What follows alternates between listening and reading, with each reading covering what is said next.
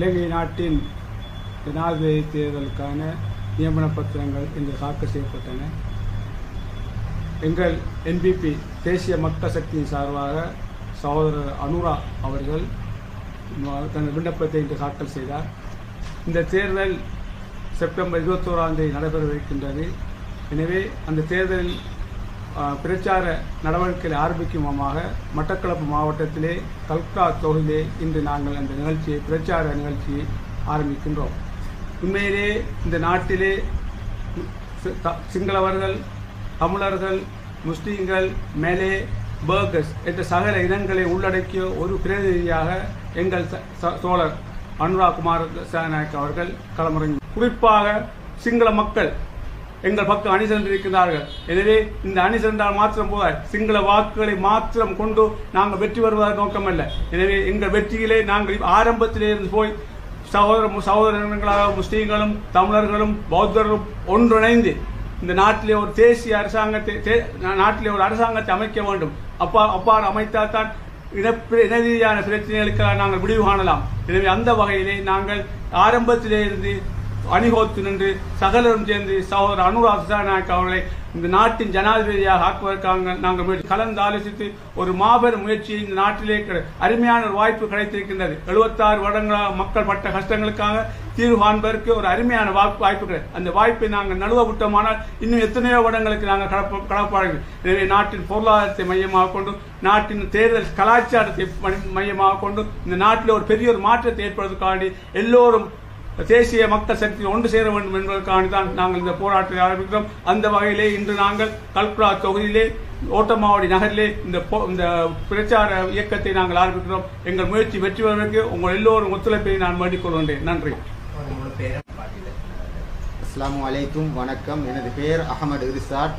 கல்குடா தொகுதியிலுடைய தேசிய மக்கள் சக்தியின் ஒரு உறுப்பினராக, செயற்குழு உறுப்பினராக நான் இவ்விடத்திலே கலந்து கொள்கின்றேன்.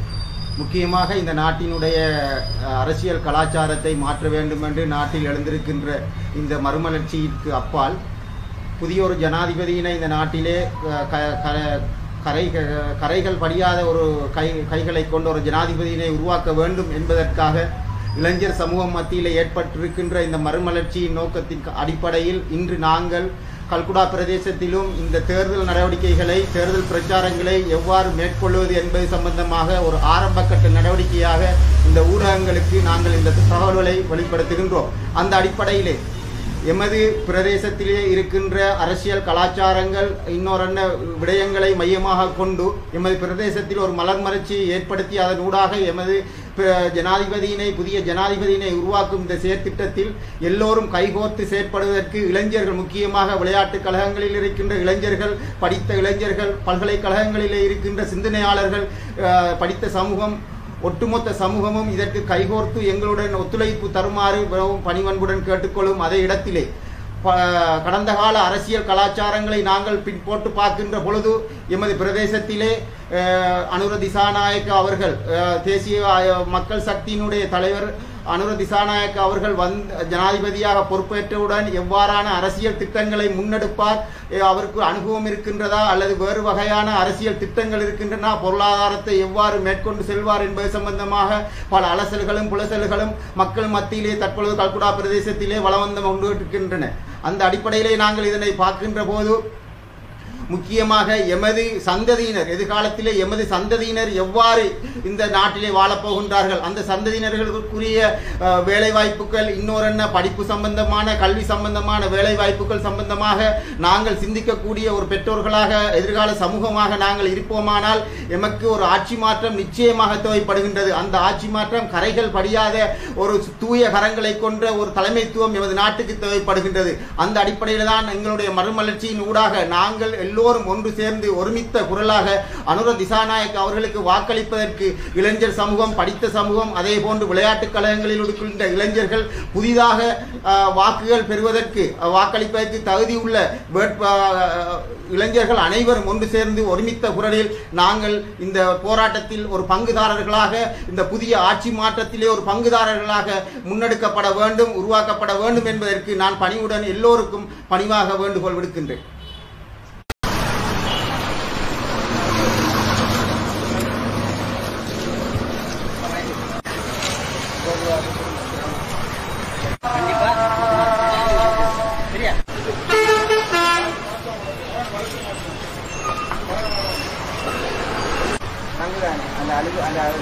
அந்த கட்டத்தெல்லாம் தீர்ந்து ஒரு புதிய தலைமுறைக்கு போகணும்.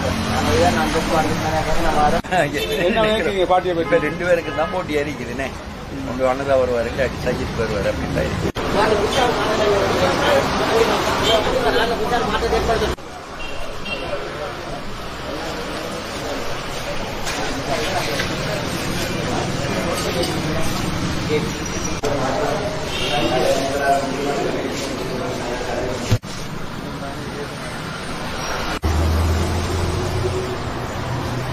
எங்களை வந்து போட்டு அஞ்சாலையில் அப்புறம் ஆயிடுது.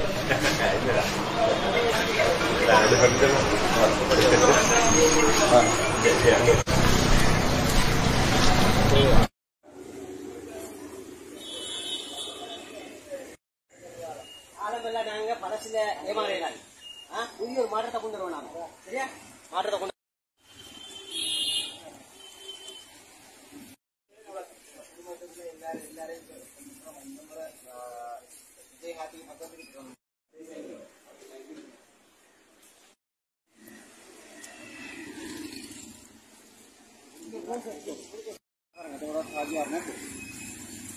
Raja sama udah dengai